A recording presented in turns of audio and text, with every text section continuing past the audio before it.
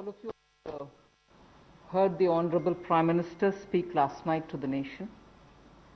He laid out a vision, a comprehensive vision. And that vision was laid out after wide and deep consultation with several sections of our society.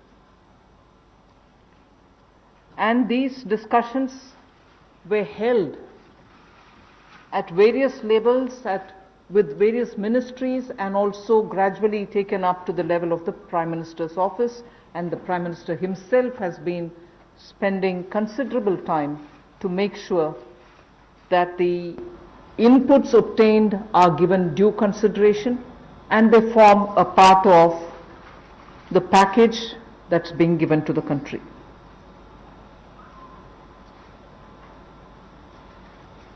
Essentially, this is to spur growth and to build a very self-reliant India. And that's where this whole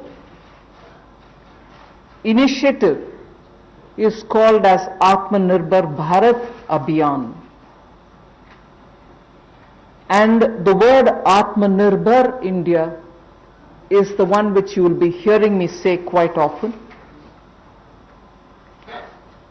I know, coming from South India, a lot of people wondered what it actually meant. So for their benefit, I'll just say what it means in the four languages, subject of course to perfectionist corrections. Suya Sarva Bharadam in Tamil, Suya Adharita in Telugu, Suyam Asarittan in Malayalam, and Swayam Avalambita in Kannada. Subject to correction, it may not be the perfect translation, but something to take it closer to what it means. So Atmanirbhar Bharat is what we are talking about. And you heard the Prime Minister clearly say that this is going to be resting on 5 important pillars. 5 important pillars: the economy, infrastructure, technology-driven systems, demography, and demand. So if these are the 5 pillars on which we are trying to build Atmanirbhar Bharat, the focus obviously will be what can be defined as the factors of production in today's language. Factors of production, all of us know that we've been hearing it: land, labor, capital, and enterprise. Today we recast it, say it the same way, but then essentially referring to the very same factors of production, but in this Atmanirbhar Bharat, our focus therefore would be on those factors of production which are land, labor, liquidity, and law. So essentially it addresses issues of ease of doing businesses, ease of doing compliance and regulations being due diligence observed, and so on. And in this, the intention is to build brands. Intention is also to take local brands and build them to a global level. So there is a global value chain integration also as a part of this vision which the Prime Minister has put before us. Certainly when he says Atmanirbhar Bharat, it is not to look inwards and cut India to become an isolationist country. It certainly talks about a confident India which can rest on its strengths and also be able to contribute to the globe, the way in which the Prime Minister rightly pointed out. The production of PPE and masks and also ventilators to an extent has rapidly grown within these 40 days.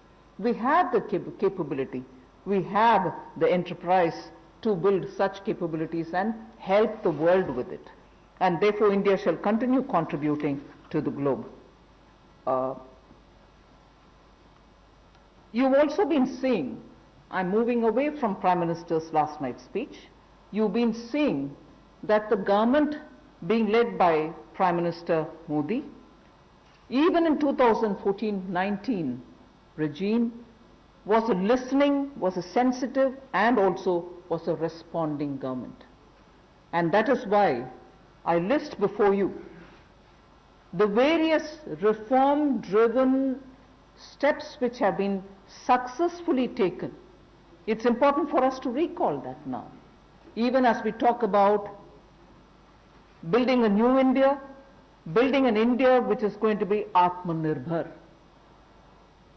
If I were to group them into different categories and list out what has been done by this government, even in between 2014 and 19, if you were to talk about the poor, we had the DBT-based reforms, based on which today, as we look at the migrants, look at the poor, look at the lockdown in their lives and the impact it has made in their lives, the DBT enabled us to directly put money into their accounts, and they didn't even have to go to the bank to collect it. The bank mitras were able to come and deliver the money, and therefore that reform based on Jan Dhan accounts, based on Aadhaar, and based on mobile technology has brought a revolution in this country, which many countries do recall now, and many of them are not able to do it, although India is able to do it.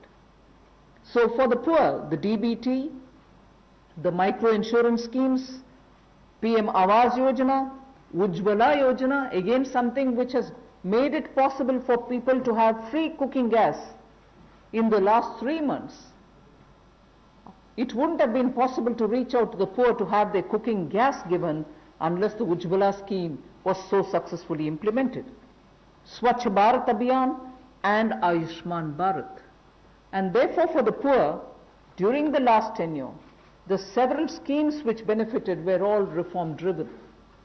If I were to talk about agriculture in the same spirit, PM Fasal Bima Yojana, PM Kisan Yojana, which again has come off handy, that we were able to front load the money to the Kisan during this lockdown. Otherwise it wouldn't have been possible. Creating new fisheries department, Krishi Sinchai Yojana, were all aimed at bringing reform in agriculture. Similarly, talking of business and also trying to bring in better business environment. PSB cleanups happened, public sector banks cleanup, after a heavy load of phone banking resulting in NPAs.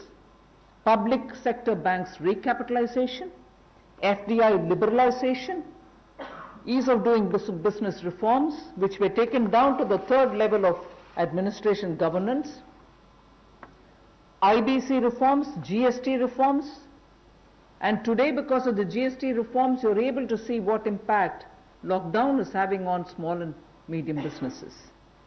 And finally, reforms in other areas, very quickly to recall. National Highway Authority, the TOT plans, the airport privatizations, power sector reforms, which resulted in India becoming a power surplus country from shortages always. 175 gigawatts of solar targets out of 86 gigawatt has already been achieved out of that number. And cleaning up of the coal mine sector. These are all things which I would want to recall here before we talk about what we are offering in the Atmanirbhar Bharat. This is the foundation. This is the credential with which the Prime Minister has always been on the side of reform, reform for better living in this country, ease of living in this country.